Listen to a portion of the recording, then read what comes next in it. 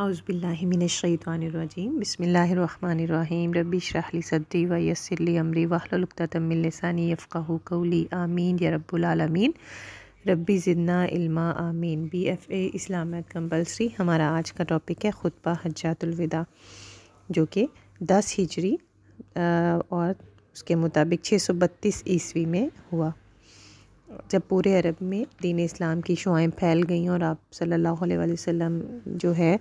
کو اللہ تعالیٰ کی طرف سے حج کی اجازت ملی، تو آپ نے تمام قبائل کو اس کی اطلاع کرا دی، اور خبر کے وصول ہوتے ہی پورے عرب سے مسلمان اکٹھا ہونا شروع ہو گئے، اور تقریباً جو ہے وہ 1.25 لاکھ کے قریب صحابہ کرام جو ہے وہ آپ صلی اللہ علیہ وسلم کے ساتھ انہوں نے پہلا اور آخری حج کیا۔ آپ نے ایک ہی حج پوری زندگی میں کیا۔ اسی نسبت سے آپ صلی اللہ علیہ وسلم نے 9 ذی الحج کو یعنی یوم عرفہ کے موقع پر اونٹنی پر سوار ہو کر جو خطبہ دیا اسے خطبہ حجۃ الوداع کہا جاتا ہے، اور یہ خطبہ جو ہے وہ حکمت انقلاب کا آخری مرحلہ ہے، اور اس کو دنیا میں انسانی حقوق کا پہلا چارٹر بھی کہا جاتا ہے جو اسلام نے جاری کیا۔ اس خطبہ کے جو ہے وہ اس کی اہمیت بہت زیادہ ہے، اس کے کچھ پوائنٹس ہیں، جس سب سے پہلے اس میں مساوات ہے کہ اس خطبہ میں تمام انسانوں کو برابر قرار دیا۔ آپ صلی اللہ علیہ وآلہ وسلم نے فرمایا کہ وہ بڑا مشہور خطاب ہے جس میں آپ صلی اللہ علیہ وسلم نے فرمایا کہ بے شک تمہارا رب ایک ہے اور بے شک تمہارا باپ ایک ہے، کسی عربی کو اجمی پر، اجمی کو عربی پر، سرخ کو سیاہ پر اور سیاہ کو سرخ پر کوئی فوقیت نہیں مگر تقویٰ کے سبب۔ اسی طرح جان و مال اور آبرو کے تحفظ کے حوالے سے آپ صلی اللہ علیہ وآلہ وسلم نے فرمایا کہ اے لوگو، تمہارے خون، مال اور تمہاری عزتیں ایک دوسرے پر ایسی ہی محترم ہیں جیسے کہ تمہارے لیے آج کا دن، یہ شہر اور یہ حرمت والا محترم مہینہ۔ غلاموں اور خواتین کے حقوق کی ادائیگی کا آپ صلی اللہ علیہ وسلم نے اس خطبے میں حکم دیا، کیونکہ اس زمانے میں غلاموں کے ساتھ اچھا سلوک نہیں کیا جاتا تھا اور خواتین بھی پستی کا شکار تھی، تو آپ نے جو ہے اپنے آخری خطبہ میں تنبیہاً ان کے ذکر فرمایا اور غلاموں کے بارے میں فرمایا کہ تمہارے غلام جو ہیں وہ تمہارے بھائی ہیں، تم خود جو کچھ کھاؤ انہیں بھی کھلاؤ اور جو خود پہنتے ہو وہی انہیں بھی پہناؤ، اور عورتوں کے حقوق کے متعلق فرمایا کہ عورتوں کے معاملے میں اللہ سے ڈرتے رہو، تمہاری عورتوں پر تمہارے کچھ حقوق ہیں، اسی طرح تم پر ان کے حقوق ہیں۔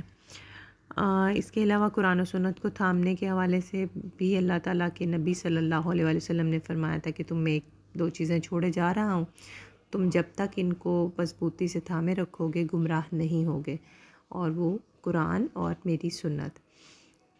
امن کی تلقین فرمائی، اخوت کا پیغام دیا، اور آپ صلی اللہ علیہ وسلم نے معاشی اصلاحات بھی فرمائی، سود کا خاتمہ کیا، اور آپ نے فرمایا کہ دور جاہلیت کے تمام سود جو ہے وہ معاف کرتا ہوں، اور سب سے پہلے جو ہے وہ میں اپنے چچا حضرت عباس بن عبد المطلب کا سود معاف کرتا ہوں۔ قرض کی ادائیگی کے حوالے سے آپ نے فرمایا کہ قرض جو ہے وہ ادا کیا جائے گا اور امانتیں واپس کی جائیں گی۔ اس کے بعد آپ نے سیاست کے حوالے سے بھی بڑی اہم جو ہے وہ ارشاد فرمایا کہ اگر کوئی ناک کٹا سیاہ فام حبشی بھی تمہارا امیر بنا دیا جائے اور وہ کتاب اللہ کے مطابق تمہاری قیادت کرے تو تم پر اس کی اطاعت لازمی ہے، یعنی اطاعت امیر کا بھی آپ نے حکم دیا۔ اس کے ساتھ ساتھ آپ صلی اللہ علیہ وسلم نے دین کی تکمیل کی گواہی بھی دی، خود جو ہے وہ اللہ تعالیٰ کی طرف سے سورۃ المائدہ کی آیت بھی نازل ہوئی جس میں یہ اشارہ موجود تھا کہ جس طرح پہلے انبیاء جو تھے وہ ایک خاص قوم اور ایک خاص وقت کے لیے آتے تھے، لیکن نبی صلی اللہ علیہ وآلہ وسلم کے ساتھ ان تمام شریعتوں کو منسوخ کر دیا گیا، اور اب قیامت تک آپ صلی اللہ علیہ وآلہ وسلم کی ہی پیروی ہوگی اور آپ کا ہی دین جو ہے وہ غالب رہے گا انشاءاللہ۔ اور تکمیل کی جو ہے وہ آپ کو یہ آیت آنی بھی چاہیے، سورۃ المائدہ کی آیت الیوم اکملت لکم دینکم واتممت علیکم نعمتی ورضیت لکم الاسلام دینا، کہ آج کے دن ہم نے آپ پر دین مکمل کر دی اور نعمتیں تمام کر دی ہوں اور آپ کے لیے دین اسلام کو پسند فرمایا۔ اور اس آیت کے ساتھ ہی صحابہ کرام کو یہ محسوس بھی ہوا کہ اب تو تکمیل دین کی بات ہو گئی ہے، تو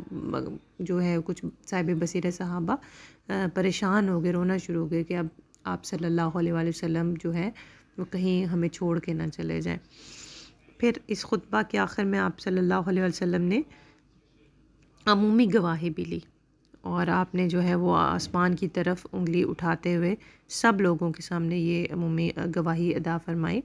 آپ نے فرمایا کہ اگر تم لوگوں سے میرے متعلق پوچھا جائے گا تو کیا جواب دو گے؟ تو حاضرین نے سب نے اکٹھے ہو کے کہا کہ ہم گواہی دیتے ہیں کہ آپ نے امانت کو پوری طرح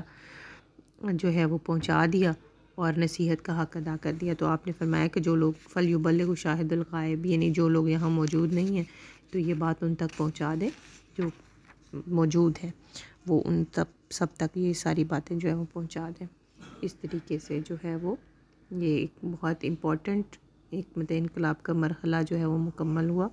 وآخر دعوانا ان الحمد للہ رب العالمین.